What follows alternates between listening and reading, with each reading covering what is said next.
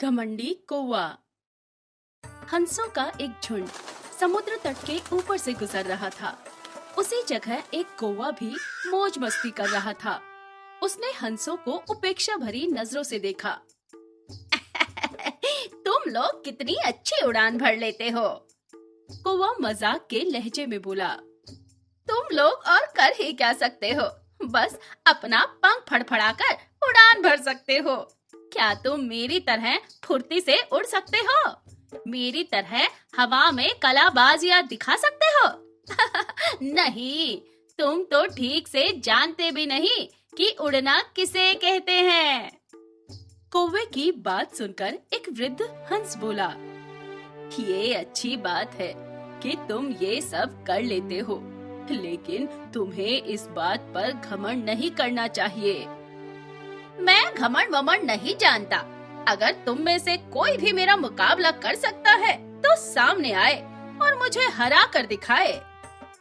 एक युवा नर हंस ने कौवे की चुनौती को स्वीकार कर लिया। ये तय हुआ कि प्रतियोगिता 2 चरणों में होगी। पहले चरण में कौवा अपने कर्तव्य दिखाएगा और हंस को भी वही करके दिखाना होगा, और दूसरे चरण में कौवे को हंस के कर्तव्य दोहराने होंगे। प्रतियोगिता शुरू हुई। पहले चरण की शुरुआत कौवे ने की और एक से बढ़कर एक कलाबाजियां दिखाने लगा। वो कभी गोल गोल चक्कर खाता तो कभी जमीन छूते हुए ऊपर उड़ जाता। वहीं हंस उसके मुकाबले कुछ खास नहीं कर पाया। कौवा अब और भी बढ़ चढ़कर बोलने लगा। मैं तो पहले ही कह रहा था कि तुम लोगों को और कुछ भी नहीं आता है। फिर दूसरा चरण शुरू हुआ। हंस ने उड़ान भरी और समुद्र की तरफ उड़ने लगा। कौवा भी उसके पीछे हो लिया। ये कौन सा कमाल दिखा रहे हो? भला सीधे सीधे उड़ना भी कोई चुनौती है? सच में तुम तो मूर्ख हो, कौवा बोला। पर हंस ने कोई जवाब नहीं दिया और चुपचाप उड़ता रहा। धीरे धीरे वे जमीन से बहुत दूर होते गए और कौवे का बड़बड़ाना भी कम होता गया और कुछ देर में बिल्कुल ही बंद हो गया।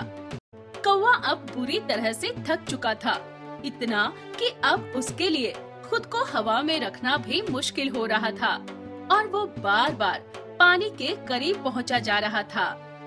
हंस कौवे की स्थिति समझ रहा था, पर उसने अनजान बनते हुए कहा, तुम बार बार पानी को क्यों छू रहे हो? क्या ये भी तुम्हारा कोई कर्तव्य है? नहीं, कौवा बोला। मुझे माफ कर दो, मैं अब बिल्कुल थक चुका हूँ और यदि तुमने मेरी मदद नहीं की तो मैं यही दम तोड़ दूंगा। मुझे बचा लो, मैं कभी घमंड नहीं दिखाऊंगा। हंस को कौवे पर दया आ गई। उसने सोचा कि चलो, कौवा सबक तो सीख ही चुका है, अब उसकी जान बचाना ही ठीक होगा, और वो कौवे को अपनी पीठ पर बैठाकर वापस तट की ओर उड़ चला।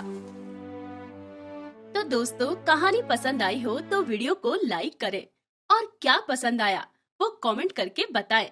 साथ ही अगर आपने अभी तक हमारे चैनल को सब्सक्राइब नहीं किया है तो तुरंत सब्सक्राइब करें और ऐसी ही मजेदार कहानियाँ सुने हर दिन